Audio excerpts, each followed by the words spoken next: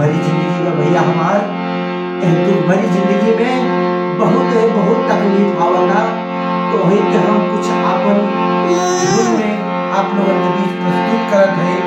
आई हमार संज्ञा जो है शराबी पति मिलल बा, वही का खुरापात और वही का हरकत हम अपने धुन में बतावत हनी।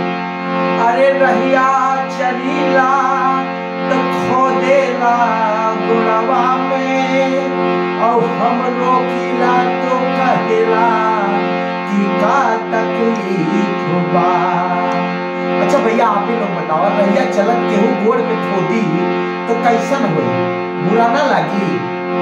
इहो हमार खुरापतिया पति ऐसे ही करेला।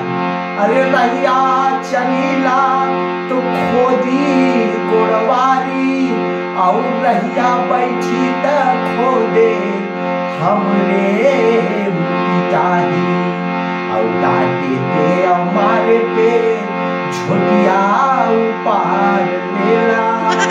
यही ते हम चिल्लाइला तो मोहवा दबा लेला, और डांटे काटे की कोशिश करी तो कहला कि हम है तो से बड़ा कुकुर,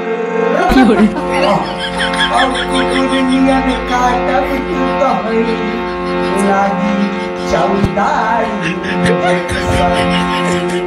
तो भैया आप लोग बताओ, हम का सुलूक करी पति के साथ कि सुख दे न पावता, कि हमेशा जहाँ रहेला वही हमके दुखे दुख देवला। बस आप लोग कमेंट में बताओ हम का इनकर इलाज करी।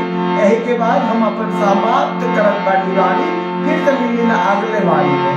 जय हिंद।